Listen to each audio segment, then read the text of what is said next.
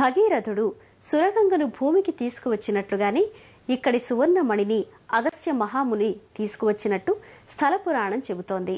ఈ నదీ జలాలతోనే ఇక్కడ కొలువుతీరిన శివపార్వతులకు అభిషేకాలు జరుగుతాయి.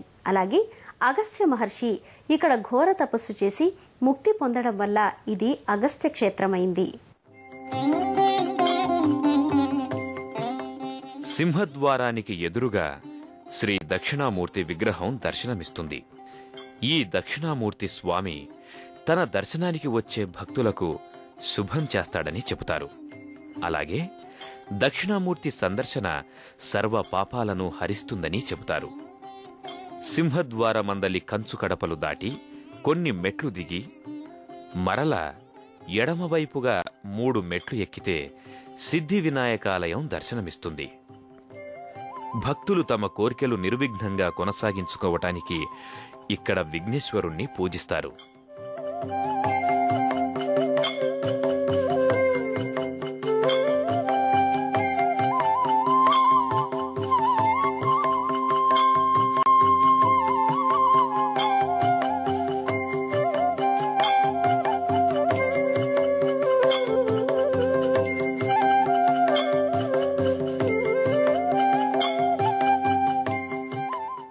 ఆ పక్కనే సరస్వతీ తీర్థం దర్శనమిస్తుంది.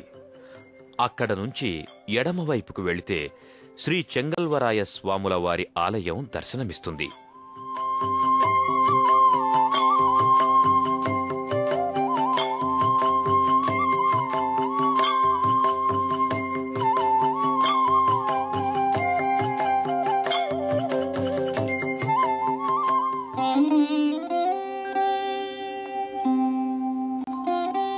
అక్కడి నుంచి ఉత్తరాన 4 మెట్లు దిగితే పశ్చిమాన ఉత్సవ విగ్రహాలుండే శాల దర్శనమిస్తుంది.